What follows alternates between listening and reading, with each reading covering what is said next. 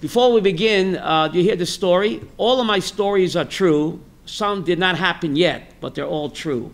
There was this chassid, had terrible chest pains, David. You hear the story? He had terrible chest pains, a chassid. So he went to the doctor, and the doctor says, listen, you have to take a chest x-ray. You have to take off your clothes. So he says, I can't take off my tzitzis. He says, you have to take your clothes off. I'm willing to take off all my clothes, but I cannot take my tzitzis off. So the doctor has no choice, and he x-rays him with the tzitzis on. The x-rays come back, and the doctor tells the chassid, I have good news for you and bad news. What do you want to hear first? The good news. It says the good news is the chest pains, it's only acid indigestion. It's only heartburn. So the chassid says, doctor, what's the bad news? The bad news is your tzitzis are puzzle. Bad news, tzitzis are puzzle. Okay, I'll quit while I'm ahead, Bob, right? I'll quit while I'm ahead, okay. Parshas Shmini, that we read yesterday. Aaron gets initiated into the Mishkan service, Kach L'cha Egel. Aaron gets inaugurated into the Mishkan by taking an egel. Why an egel? A calf. Why not a turkey? Aaron's inauguration into the Mishkan is to take an egel, a young calf. So Rashi says, why not a turkey? Turkey has less cholesterol. What does Rashi say? The calf was the symbol of what Egypt worshipped. No. No? Yes, but... So now we're taking it for a holier... Who built the golden calf? Aaron. So Rashi says, since Aaron built the golden calf, so therefore God says, you sinned with a golden calf? Nechama. Take a calf and do it my way. Right. Da-da-da-da. Therefore, Aaron was inaugurated into the Mishkan not with a turkey, but with a golden calf, but with a calf, because he sinned with a calf. That's Judaism. The way you mess up is the way you what? Fix it. The tikkun comes from the chet. Huh? What? You don't always know how to fix it. You do know. The way you sinned is the way you repair the damage. So therefore, dafka through an egel and not a turkey. Isn't that interesting? Wow. At the grand opening of the Mishkan, there's a positive message for us. That God says, no matter how bad you are, you sinned with an egel, I still love you. I still love you. I still desire a relationship with you. Now, take the object of your sin and make a mitzvah. Why did God say build a golden Mishkan? Does God need gold? No. Surely, the same idea. We sinned with gold. We made a golden calf. So God says, take gold and do it my way. So you see that throughout Judaism. The way you mess up is the way you repair the damage.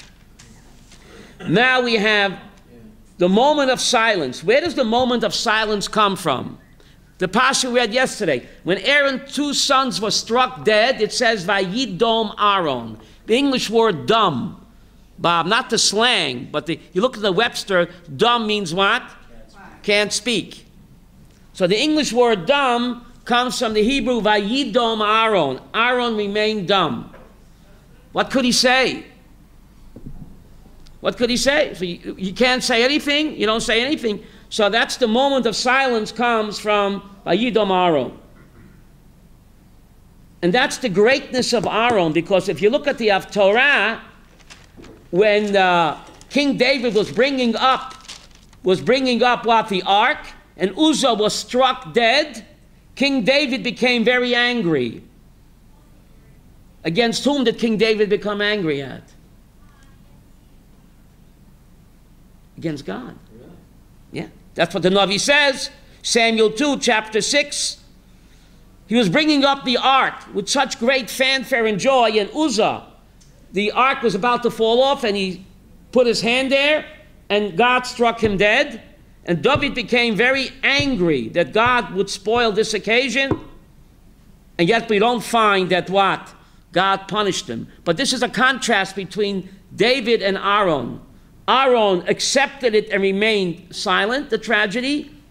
King David became angry And that's okay too. Because God did not punish him.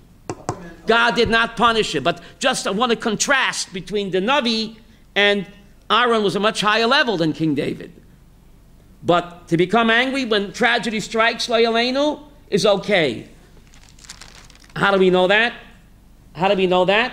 Rav Soloveitchik says something incredible. Rabbi Avraham, you got to hear this. An oinon, lo yaleinu, a person that loses his relative, the 7 relatives that you have to mourn for, on the day of death, between death and burial, the onan is prohibited from doing any positive mitzvah. Did you know that? He can't even make a bracha on a glass of water. He's not allowed to bench. He's not allowed to put on tefillin. He can't do any mitzvah. Nechama. He eats without blessing anything? He eats without washing. He eats without a motzi. He eats without benching. The period between death and burial, it is strictly forbidden for an onan to do any positive mitzvah. I want negative ones. Why? No, he can't go eat pig. No, he can't go eat pig. And he can't eat shrimp. But he's exempt from any positive mitzvah. He's not allowed to put on tefillin, can't say shema, can't bench, can't make a bracha on an apple. He eats without a bracha. He can't put on shatnez. He can't break the Shabbos, but he's usher to do any positive mitzvah. Can't come to shul? What? Can't come to shul? He can come to shul, but he's not allowed to daven. What's it coming for? What? What's it coming for? He can't come to shul. He can't, not allowed to daven. Why? Why? Says Rav Soloveitchik. What? This is between death and burial. Burial might take a couple of days. Between death and burial. Why? Says Rav Soloveitchik, this idea that David became angry when a person loses a beloved relative, he's angry. And God says, I excuse you from doing any mitzvot. You need this time to heal. I understand your pain and grief. Don't do any mitzvot. You won't mean it anyway. I think it's called venting. What's it called in English? Venting? Venting. So therefore, the Abel is removed from any positive mitzvah between death and burial because God says it's okay, I understand, I invented human nature. But Aaron was on a higher level. He vayidom Aaron. That's pretty amazing. Now, what sin did they commit that they were struck dead? What sin? They brought Eish Zara. The Torah says that they brought what? Strange fire. What is the strange fire that they brought? Right? Eish Zara. That God didn't command them. So what exactly is the Eish Zara? David, what exactly is that? So the Talmud gives 6 sins that they committed. You hear this, David?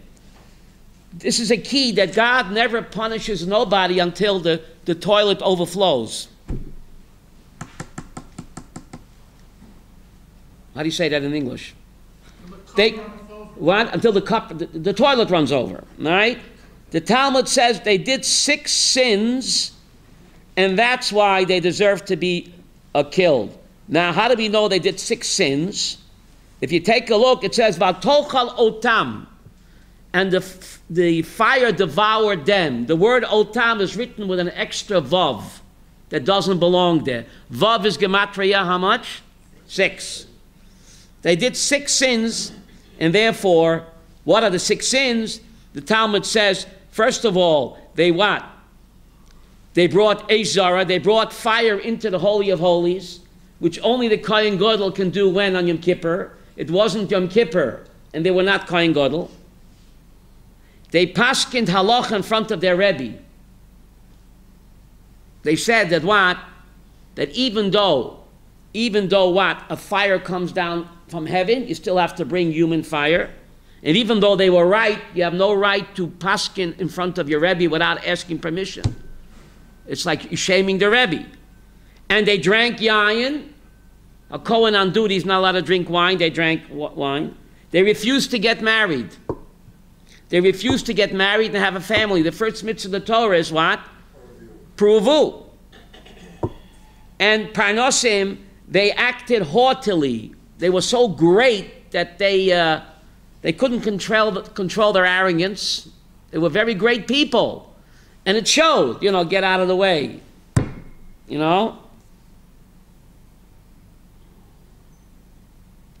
And the sixth, that they dishonored their father. What are you taking fire into the Holy of Holies? Why don't you ask your father? Your father is the high priest, not you. You dissed your father. So for those 6 sins, they were punished. They were punished. And Moshe Rabbeinu, how does he comfort the grieving father? Nechama. So Rashi quotes the Talmud. Moshe tells the grieving father, I knew that the Mishkan is going to be sanctified through the death of the greatest of the generation. And I thought that what? Who's the greatest of the generation? Me or you. Now I see that they are greater than us. By God taking them, it's a Kiddush Hashem. Because it shows that God plays no favorites. That even great people who make a mistake are punished. There, for the grace of God, go I. So when God punishes a righteous person, it's a Kiddush Hashem because it makes people, surely, do tshuva. If God can be so exacting with such a righteous person, what about a lowlife like me? It causes a tshuva in the person. It sanctifies God's name. People become afraid of Hashem and they do tshuva. So Moshe said, what? I thought it'd be me or you. Now I see that Nadav and Avihu are even greater than me and you because God chose them. Is that true? Is Nadav and Avihu greater than Moshe and Aaron? Let's get real. They sinned. They committed 6 sins. How could Moshe lie, Aviva, and say to the grieving father, now I see that what? They're greater. It's a lie. It's a lie. What do we learn from here? Beautiful. The Yid Gimel Midos, God says, Rav Chesed ve'emet. God is abounding in Chesed and Emet. Emet is very important. What comes before Emet? Chesed. Chesed. So therefore Moshe had a lie. Because truth is very important, but in the 13 attributes of God's loving mercy, Chesed comes before Emet. Rav Chesed ve'emet. First, God displays loving kindness, and only then Emet. So to spare the grieving father more pain, you deserved it, they're sinners. You're supposed to lie, you say, no, they're the greatest tzaddikim. Because Chesed, doing loving kindness, comes before Emet. And therefore, the book of Job, the book of Eov was angry at Hashem. He came close to blaspheming. And the friends really rebuked him, David. They said, you must be a sinner. Why are you suffering? Accept it. God is right and you're wrong. And Eov says, no, I'm not wrong. I know I'm not a sinner. So Eov was angry with God. Very angry. And the friends surely defended God. They were God's Perry Mason. When God reveals himself to the friends, what does he tell them? You are wrong. How dare you accuse my beloved Eov of doing wrong? Yeah, the friends said, they're shocked. God, we're defending you. Moshe, mind sitting down? You make me nervous. You mind? He asked the question, how they defended God, and yet God was angry with them. Why was God angry with them? They were right. God doesn't punish without sin. God is all just. And yet, God defended Eov against the friends. Why is that? Because when someone is suffering, no matter what he says or what he does, he's not held accountable. And therefore, HaKadosh Baruch Hu condemned the friends, even though the friends were what? Were right in defending God. Very strange, bizarre, Moshe, very strange. You would think that God would say to the friends, right on, thank you for defending me. God says, how dare you speak against my beloved servant Eov? But Eov was angry. And he says, God, what are you doing to me? Afal Pikain. When someone is hurting, and therefore the book of Job was written, David, Job came very close to blasphemy, and God does not hold him accountable. So the Rava in Tractate Babasa, page 15, the book was written to teach when someone is in anguish and agony, what he says, God doesn't, that's why you don't daven. It's okay to be angry with God. God has wide enough shoulders to take it. A person that never questions, is he truly a servant of God? Maybe he's a robot. But Rav Soloveitchik would always say, all of the prophets wrestled with God. You want to wrestle? All of the prophets gave God a headache, an argument, Moshe. Take a look, all of them. And he didn't fire any one of them. To love God, to believe in him, sometimes you have to question. No other religion allows that. But God does not want us to be robots. He gave us a brain, he gave us emotion, and he wants us to express it. And therefore God backed Eov, even though he was angry at God, and condemned the friends who defended God. It's pretty amazing. So, Moshe Rabbeinu prays. Now they're called Banav Hanitarim. Elazar and Tamar are called the surviving sons. The surviving sons. Min Amita. So Rashi says that the other two sons are also in danger. All four sons helped their father build the Egel. And Moshe Rabbeinu's prayer was able to save Elazar and Tamar, but it wasn't able to save Nadav and Avihu. Rashi says that all four sons were chayiv mita for helping their father build the Egel. And Moshe's prayer was successful in saving what? Two, and the other two were lost because Nadav and Avihu, they were in overdraft. You know what overdraft means? How do you say overdraft in Hebrew? They went too far. Right? Their account was overdraft. Elazar and Tamar, they were not in overdraft. They didn't, the toilet wasn't overflowing, and therefore Moshe's prayer was able to what?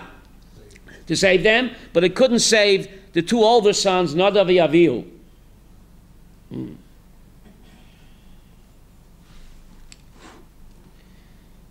We don't know God's plan. It looks like Moshe's prayer was not successful. Who knew that all four sons are supposed to die? We don't know the way God acted. A crying child begs his mother for chocolate.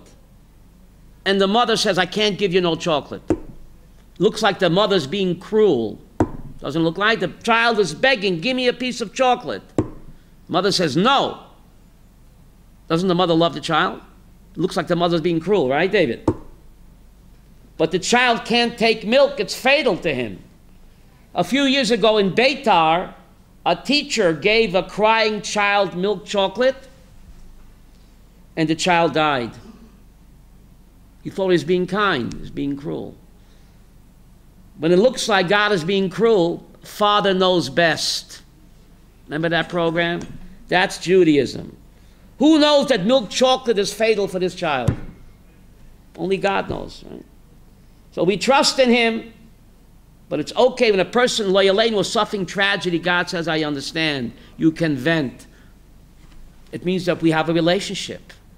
All relationships are not always lovey-dovey. Riding high in April, shot down in May. Why do you break the glass under the chuppah? That's Rav Soloveitchik. Why, David? Because Chosin and Kala are starry-eyed, right? Lovey-dovey. So under the chuppah, you break a glass. It's not always going to be lovey-dovey. There will be broken glass in the marriage. You have to know that from the get-go. From the get-go, right? But when you love each other, you accent the positive and you don't look at the negative. We see that from HaKadosh Baruch Hu. The Jewish people made God angry. We sinned with the Egel, the golden calf, and the Meraglim, and the Korach mutiny. Over and over again, we sinned against God. And what does he tell Jeremiah? Zacharti lo chesed norayach ahavas kilosoyach lechtech achra b'midbar. God says, I remember when you were my loving young bride. You followed me in the midbar. You didn't ask me where we're going. That's all God remembers. What about all of the sins that we did? What does God focus on? The positive. Chesed norayich. So what's the message? All couples argue. It's only natural. There's a book called Men Are From Venus and Women Are From Mars, and the other way around. Thank you. It's natural. But if you love each other, Shirley, you accent the positive and you accept the negative. And therefore, God tells the prophet Jeremiah, after all of the negativity, all of the sins that we did to God in Midbar, I remember you were my loving Kala, God says. Lovey-dovey. You followed me to Midbar, be'eretz lo zerua. That's important, right? Interesting.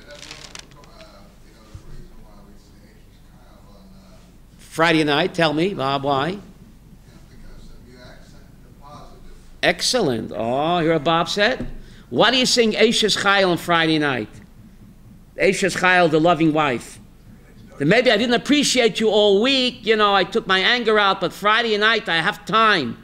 And I can sit down and thank you for what a wonderful spouse you are to me. You put up with me. You keep a beautiful home for me. You wash my laundry, David. You wash my dishes. You're an Eishes Chayil. Friday night, time out. Rest of the week, you're busy with the smartphone and the Facebook. Friday night, sit back and Eishes Chayil. You appreciate your better half. Very good. Now, the Torah yesterday that we read lists the birds that are not kosher. See, unlike the animals, Shirley, there's kosher signs. Split hoofs, chew the cud. Unlike the fish, fins and scales, birds have no kosher signs. The Torah lists 24 categories of birds that are not kosher. Bob, if they're not on the list, it's what? It's kosher. Strange. Animals, fish have kosher signs. Birds, no. The Torah lists 24 birds that are not kosher. So if they're not on the list, they're automatically what? Kosher. Now, one of the not kosher birds is called the chasida. The English translated is a stork. Not kosher. Chasida. Rashi says, why is this non-kosher bird called chasida? Chasida means a chussid. It's a chussid bird. You ever see a bird with a triangle? A chasida means a chussid bird, Rabbi Abraham. Rashi says, why is this bird called chasida? It does chasidut with her peers with food. It does loving kindness with its fellow storks. That's why it's called a chussid bird. So David, what's the question? Why is it non-kosher? If it's called chasida, it does loving kindness. It shares its food with its birds of a feather, flock together. So therefore it's called a chasida. So why is it not kosher? Because it would be nice to kill him because it's such a nice bird. What? Because it eats other birds. No, the birds would. What? It does chesed with its own kind. Ooh, you're beautiful. Says Rav Chaim Brisker. That's not kosher. Just take care. If you only care about your own little clique, you're not in my clique, you don't wear the right yarmulke, or your yarmulke's a different color, I'm not concerned about you. That's not kosher. And Rav Chaim Brisker, let me tell you, Rav Chaim Brisker made this point. Now Rav Chaim Brisker lived in the very early 1900s, right? He lived right after the Russian Revolution, during the Russian Revolution, and many Jews became notorious communists.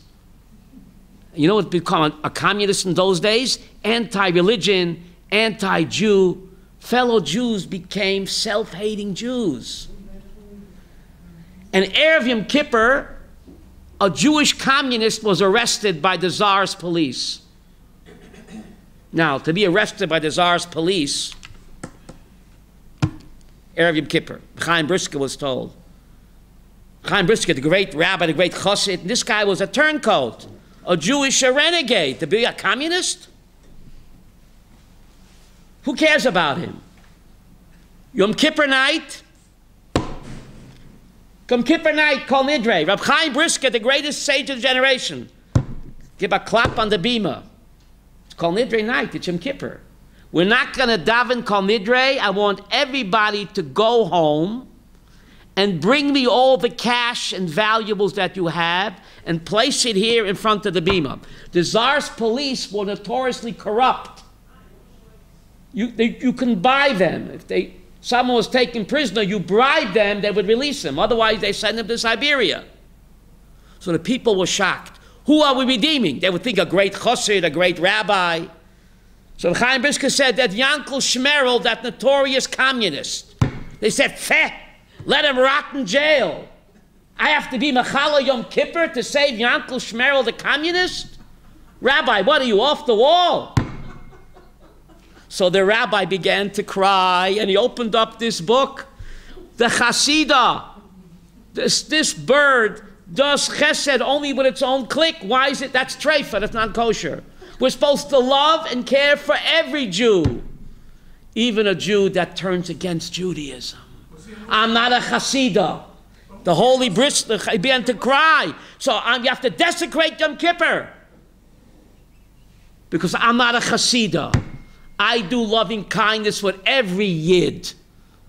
I'm not allowed to judge Eddie. Only God can judge him. He ain't heavy. He's my brother. He wasn't a Rodef. Otherwise you can do it. He wasn't a Rodef. He was just a renegade against Judaism. So the Yid in the shul figured, why should we save him? He doesn't come to shul no more. He's a commie. Right? If he wore a strimble and he wore a nice kippah, of course we desecrate Yom Kippur to save him. But this guy's a lowlife. So the Chaim Brisker opens up this pasuk. I'm not a Hasidah. I do chesed for every Yid, even if he doesn't wear a kippah. Only God can judge him. We can't judge nobody but ourselves. You hear, Shirley? What's a lousy Jew? What was a lousy Jew? No, there's no such thing as a lousy Jew. That's the point I'm making. That's the point that I'm making. No. What is the difference between this and a rodef? A rodef means someone's actively out to kill you. You're not supposed to save him. Or snitches to the government. Right. But he wasn't doing that. It was just a renegade Jew. He was not a rodef. Rodef means that someone is out to pursue you. You're not supposed to save him, right? You're supposed to protect yourself. But this Jew was not a rodef. He was not a pursuer. He just turned against religion. So Afal Pikain, it doesn't matter. A Jew is always a Jew. And therefore he said, go home, bring me your money. What about the Holocaust, the Jews that went on the side of the Nazis and beat the other Jews up? That's a rodef. I'm not talking about rodef, David. That's the question that... You have to pray for it. No, that's a rodef. That's someone is pursuing you. Killed also. And they got killed, yeah. Habor lahargecha hashkem lahargo. If someone comes to kill you, what are you supposed to do? Kill them first. Jew or non-Jew. We're not talking about that. That's seichel. But he didn't want to kill you. He's just a renegade Jew. You have to save him. Desecrate Yom Kippur. Because I'm not a Hasidah. I do chesed with all Yidden. I don't measure the size of their kippah or whether they wear one or not. It's not important. Chaim Brisker, the great tzaddik. Did they do it? Yes. And they bought him out. Otherwise, he'd wind up in the gulag and never come back. Right? And after that, he started did tshuva. So why don't they arrest him if he's a communist? Because the Tsar was fighting the communists, don't you understand? This was right before the revolution. Tell me there's going to be a revolution. The Tsar were cracking down on the communists. And many Jews were communists. The Tsar's police. They were notoriously corrupt. Come back this guy after that? I don't know the end of the story. Whether he did or not, how do I know the story is true? Because I heard it from Yoshe Ber Soloveitchik. His own grandson told the story of Yoshe Ber Zechariah Gavrocha. His Zayder Rab Chaim, so I know it's true. He didn't say whether he got from after that or not. He said that's not important, whether he got from or not. It's not important. I'm not a Hasidah. supposed to care for every Yid as long as you're not out to kill me. That's seichel, right, Rabbi Avraham? Right? The end of the parsha tells us, I am Hashem that elevates you from the land of Egypt. Now Rashi is puzzled. It always says, I am God that took you out from the land of Egypt. Only once does it say, I am God that elevated you, and that's right after the parsha of the dietary laws. So Rashi asked, it says in the Torah dozens of times, I'm God who took you out of Egypt. Took you out. Hotzesi. Ma nishtana, right after the dietary laws, to keep kosher, God says, Ani Hashem hamala eschem. I am God that elevates you from the land of Egypt. So Rashi is wondering. All the other times it says, I took you out. Why here, right after the eating kosher and don't eat non-kosher, does the Torah change the word from take out to elevate? Says Rashi, something incredible. If the only reason that God would have taken us out of Egypt just to give us the dietary laws, dayenu. Yeah. Therefore it says mala. Rashi says, quoting Rabbi Shmuel, that somehow eating kosher and not eating treif elevates the soul than any other mitzvah. I would think Shabbat. Eating treif somehow contaminates the soul. Rashi says, the Torah says, don't defile yourself, you'll be defiled. By eating non-kosher, don't defile, you'll be defiled. So Rashi said it seems to be redundant. Don't defile yourself, you'll be defiled. Obviously, if you defile yourself, you'll be defiled. It says, don't defile yourself, you'll be defiled. So Rashi says, if you defile yourself by eating non-kosher in this world, God says, I will defile you in Olam Haba. It ain't over till it's over. It doesn't say that by any other mitzvah. Somehow, Yehuda, you are what you eat. So therefore, right after the dietary laws, God says, I elevate you. Because eating kosher somehow elevates the Jewish soul more than what? Any other mitzvah. That's shocking. Surely, why should it be like that? You are what you eat. Because by eating non-kosher, you don't just contaminate the body, lo yaleinu, you also contaminate the neshama, lo yaleinu. No other sin does that, Bob. Every other sin can only contaminate what? The bodysuit. It can't contaminate the neshama. But somehow, Rashi says, eating non-kosher is so destructive, it not just contaminates the body, but God forbid, contaminates the soul, even in Olam Haba. I think you are what you eat, David. Who said that? And therefore, the first mitzvah given to a human being was what, Bob? Don't eat that treif tree, remember? The first mitzvah given to Adam, don't eat that non-kosher tree. Rabbi Yaakov, what does that mean? This is what Rashi is saying. Other sins can contaminate the body, not the soul. The soul is part of God. But eating non-kosher somehow is so destructive. It also, lo yaleinu, God forbid, contaminates not just the body, but the neshama. So therefore, by eating kosher, your neshama gets elevated. And God forbid, by not eating non-kosher, you contaminate not just the body, but the soul as well. This is so counterintuitive because Go ahead. It's the one mitzvah that really doesn't affect anyone else besides yourself. We just learned about the Masida. But this is the Chiddush. Who goes so far when he takes care of himself. We have to do kindness. God wants kindness and loving this. Right. Else. But the one mitzvah. But I'm also Jewish. I have to do kindness to myself. You know, is eating. By eating non-kosher, I'm being cruel to myself. Not just my body, but my godly soul. I'm also human. I have to do kindness to the guy in the mirror too, no? And by eating kosher, I'm doing kindness to myself. By eating treifa, I'm being cruel. Not just to my body, but to what? Nefesh. No, the mitzvah does that. Incredible Rashi, Rabbi Avraham. Incredible Rashi. Interesting, huh? Now,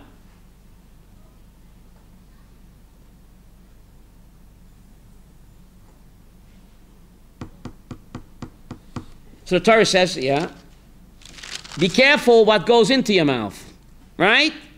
Be careful what goes into your mouth. Be careful what comes out. What? Oh, you're ahead of me. Oh, you're ahead of me. King David, in Psalm 22, says, V'noichi tolat, I am a worm. King David, eagle, the Russian bear. Why does King David call himself a worm, a creepy crawler? You guys guessed it. Shaul HaMelech and Doeg were Haredi rabbis. They wouldn't dare eat a worm, but they ate King David alive with their slander. The righteous King Saul and the righteous Doeg, the head of the Sanhedrin, they wore streimels, you know. Haredi, would they eat a worm? So King David says, in Psalm 22, he's speaking to his tormentors, those who slander him. Chief among them was Saul and Doeg. He says, I'm a worm. Why did he say that, Bob? You can guess it. You guys are so frum, you wouldn't dare eat a worm. Why are you eating me alive? With your vicious slander. Why are you bugging me? Get it? Bugging me. Nechama. You wouldn't eat the worm. I'm a talas. Why are you eating me?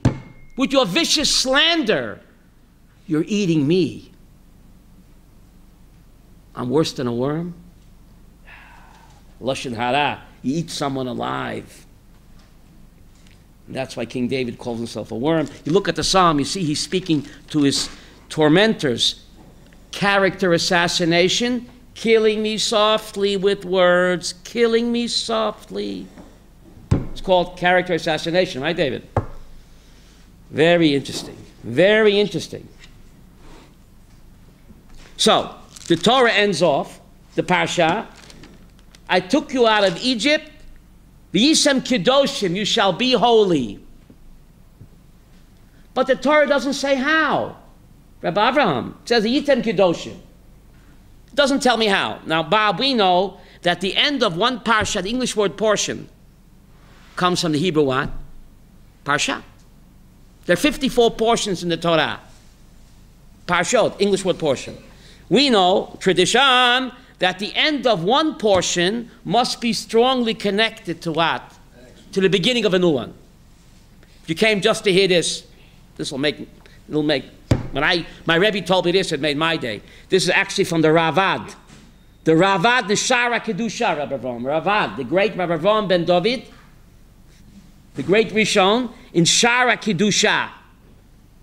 He tells us surely as follows. The end of Shmini says you shall be holy. But it doesn't say how. We know the end of the parsha and the beginning of a new parsha has to have what? Connection. Very strong connection. So Ravat says, the end of Shmini says be holy, but it doesn't tell me how. What's the beginning of the next parsha? Ishikit Azriya v'yolda zachar. How do you attain Kiddusha? By being a monk? By getting married and raising a family? Being intimate with your wife, having babies. That's the way to get Kedusha.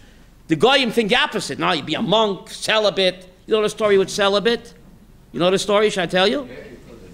But they didn't hear it. You got to hear the story.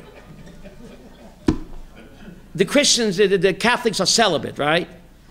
So one day in the Middle Ages, this venerable monk, how do you say venerable monk? Gorgi. Venerable monk, old monk. He goes down into the catacombs of the original Old Testament, the original Old Testament.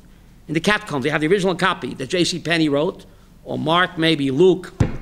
And he begins screaming, ah! They think, what? So the young monks come running down. Venerable Yorgi, why are you screaming? He says, it doesn't say celibate, it says celebrate.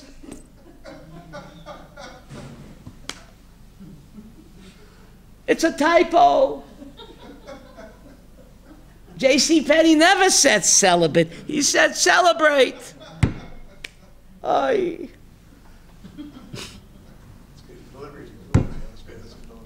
Now, where was I?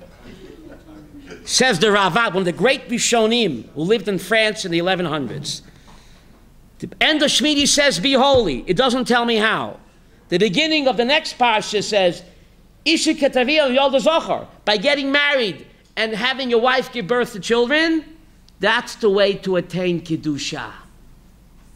David, the first mitzvah of the Torah is to have babies, get married. That's the way to attain Kiddusha. Other religions think, Shirley, what? What other religions think? You have to separate yourself, celibate or celebrate, right? That's not Judaism. Judaism is you're supposed to sanctify every aspect of life. Bring it home. And the first mitzvah is to be intimate with your wife. The first mitzvah in the Torah. That's the way you attain Kiddusha.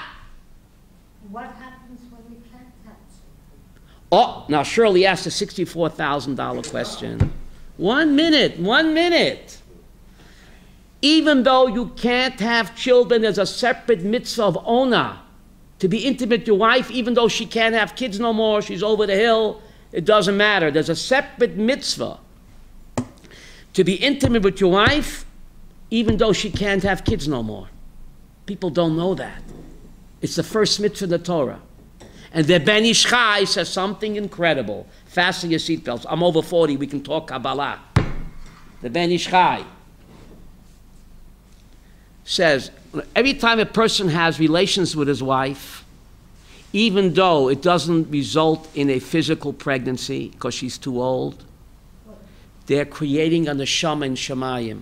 The Ben Ish Chai said it, Bob, you can take it to the bank. You heard of the Ben Ish Chai, the great Mekubal. He lived in Baghdad in the 1890s. He gave Rav Kaduri a bracha. When Rav Kaduri was a teenager in Baghdad, he said, you're going to live long. He lived to be 116. Rav Kaduri just passed away recently. So the great Ben Ish Chai says this in his Kabbalah Sefer, the Ben Ish Chai, that why is there a mitzvah to be intimate with your wife when she can't have kids no more? Shirley's question. Or if you can't have kids in the first Or if you can't have kids in the first place, so you can't. That's the Ben Ish Chai asked to Shirley, make my day. Mechavim to the Ben Ish Chai, make my day. Why is it the first mitzvah of Torah? Whether she can't have kids, or she couldn't have kids, or she can never have kids, there's still a mitzvah in the Torah to be intimate with your wife. It's the first mitzvah. But why? Says the Ben Ish Chai, Al Pi Kabbalah, David, you got to hear this.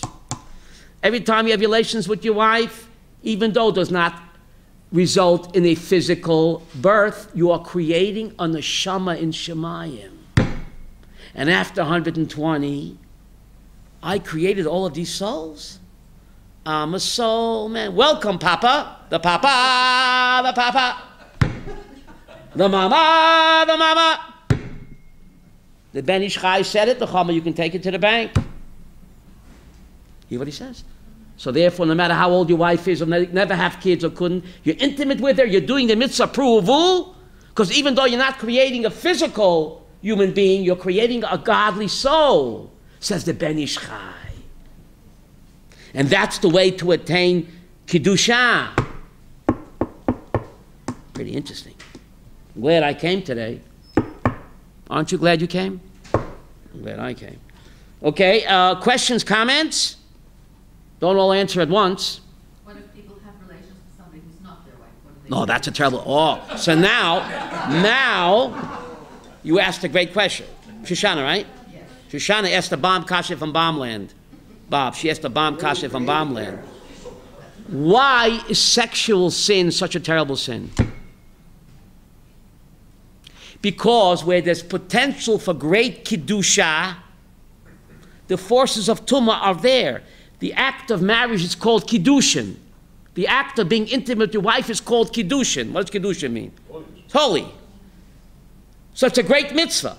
So when it's done against the Torah with someone else's wife or outside of marriage, it's a terrible sin. It's the same act. Because Kabbalah teaches where there's potential for great Kiddusha, Abraham, what? The forces of Tumah are there. Zeh lumat zeh. Koheles. God created the world of there has to be this constant tension. Because only when the going gets tough, do the tough get going. Without the tension, without the struggle, we're robots. So you can look throughout Judaism where there's potential for great Kiddusha. If it's done in the improper way, that becomes a terrible sin. I'll prove it to you. Being intimate when a brother dies with children. A brother dies with children. You marry his widow. Your brother is dead. Your brother is dead. He left children. You marry the widow. It's a terrible sin. It's one of the 3 cardinal sins that you have to die for. Yet, if that same brother dies with no kids, then it's a mitzvah to marry the sister-in-law. Bob, it's the same sister-in-law, the same sex act, yet if the brother dies with kids, it's Gilead Ayot. It's like adultery, even though the brother is dead. But the brother's widow, if the brother left kids, it's like adultery, even though she's a widow. Surely. Yet, if that same brother died with what? No kids, that terrible sin becomes what? That makes sense? That's the way he set up the system. You do it my way, it's a mitzvah. You do it not my way, the same act becomes an avera. It teaches us discipline, self-control, Father knows best. Remember that program? That's Judaism in 3 words. 4 words? Father knows best. So therefore, to answer Nechama's great question, or Shoshana's great question, therefore, if the intimate act is done not according to the Torah, that same act becomes a terrible sin. And what does it create? You said if it's done within marriage, it creates the Shabbos and Shemaim. What if it's done? According to Kabbalah, it creates Shadim, doesn't it? devils. Devils or angels, Shadim. Remember the movie Ghost? That guy must have learned Kabbalah. He said, remember he goes. What? Who sang that? Devil or angel? Yeah. I know people didn't know, but it's like this. After the Holocaust, Right. people got information that the family with dead, that's in trouble with father was dead. Right. They were told to sit an hour, Shiva. shiver. Right. Now, all that time, it couldn't have been an omen. You didn't know? What do you mean? If you don't know to sit Shiva, so symbolically you sit. Because technically Shiva can only be sat when you have a body, when you know. Right, So here, symbolically, they sat an hour. that's it. But you would not have known in all those years that you didn't know whether they were alive or dead. Right. Yeah. You would not. No. Bobby V, what about him? Devil or angel. Well, you looked it up so fast. The awesome power that a human being has to create devils or angels. It's actually Mishnah Masechta Avot, right, Yehuda? Every mitzvah you do, the Mishnah says. In fact, every mitzvah you do, you create a positive energy force. Call it a malach, whatever. And every avera you do, you create a negative spiritual force. But a person can do tshuva. He can eliminate that devil. You do tshuva, you zap him, vaporize him. The awesome power of tshuva. God's greatest gift, the awesome power of tshuva. Any other questions? Thank you very much. Thank you for coming.